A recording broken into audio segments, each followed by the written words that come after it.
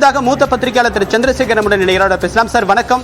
India கூட்டணியில என்ன development, என்ன ஆலோசனை மேற்கொண்டு இருக்காங்க அவங்க, என்னென்ன பாசிபிலிட்டி இந்தியா கூட்டணிக்கு இருக்கு?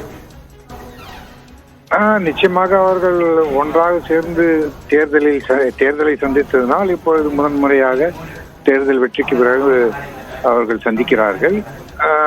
அரசு அமைப்பது பற்றியும் மற்ற சில விஷயங்களையும் அவர்கள் பேசிக்கொள்வார்கள்.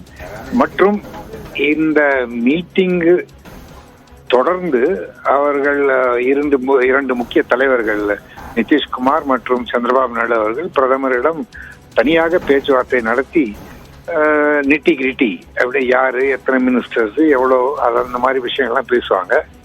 அதுக்கப்புறம் இன்னும் உங்களுக்கு இன்னும் ரெண்டு கூட்டணி தோழர்களும் இருக்கிறார்கள் இல்லையா, அந்த கட்சிகளும்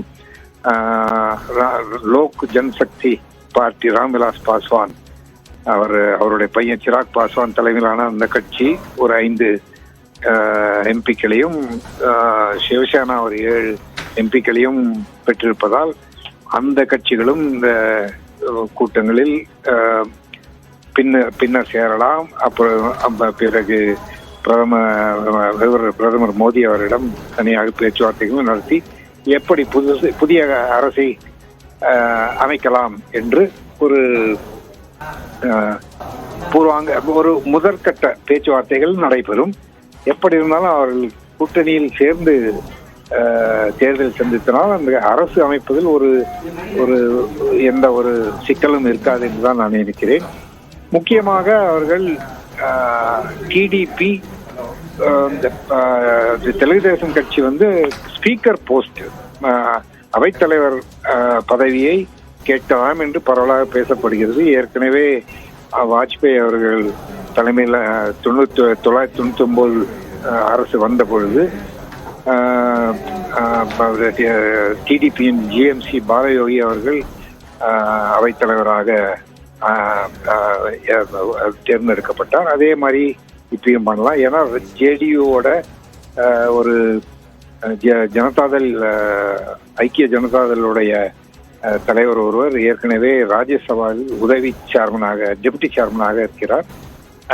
அதனால இந்த போஸ்ட் டிடிபி வாங்கினாலும் சர்ப்ரைஸ் எதுவும் இருக்காதுன்னு ஆச்சரியத்துக்கு ஒன்று இருக்காதுன்னு நினைக்கிறேன். சரி, உங்களுடைய ஆழமான கருத்துக்களை எங்களோட பகிர்ந்துக்கிட்டீங்க. உங்களுடைய கருத்துக்களுக்கு மிக்க நன்றி திரு சந்திரசேகர். இந்தியா கூட்டணி மற்றும் தேசிய ஜனநாயக கூட்டணி இரு முகாம்களிலும் தற்போது மிக முக்கியமான ஆலோசனை என்பது மேற்கொள்ளப்பட்டு வருகிறது. இன்றைக்குள்ளாக ஆட்சி அமைக்க உரிமை கோரக்கூடிய முயற்சிகளில் தற்போது தேசிய ஜனநாயக கூட்டணி ஈடுபட்டு வருவதாகவும் அண்மை செய்தி கிடைத்திருக்கிறது. அதே போன்று அடுத்ததாக எவ்வாறு செயல்பட வேண்டும் என்ற ஒரு ஆலோசனையில் இந்தியா கூட்டணி தலைவர்கள் ஈடுபட்டிருக்கிறார்கள். தமிழ்நாடு முதலமைச்சர் மு.க. ஸ்டாலின் இந்த ஆலோசனையில் பங்கேற்றிருக்கிறார். இதுதான் தற்போது வரைக்கும் நடைபெற்றக்கூடிய மிக முக்கியமான அண்மை நிகழ்வு. இனி செய்தியை வழங்குவதற்காக நம்முடைய செய்தியாளர் ஸ்ரீராம் இணைகிறார். நன்றி தேவா. 3வது முறையாக ஆட்சி அமைப்பதற்கு பிரதமர் மோடி இன்றே உரிமை கோர உள்ளார். மக்களவை தேர்தல் முடிவுகள் வெளியானதை அடுத்து பிரதமர் பதவியை நரேந்திர மோடி ராஜினாமா செய்தார். டெல்லியில் குடியரசுத் தலைவர் திரௌபதி முர்முவை பிரதமர் மோடி நேரில் சந்தித்து தனது ராஜினாமா கடிதத்தை வழங்கினார். அதனுடன் 17வது மக்களவையை கலைப்பது குறித்த அமைச்சரவை தீர்மானத்தையும் அவர் அளித்தார்.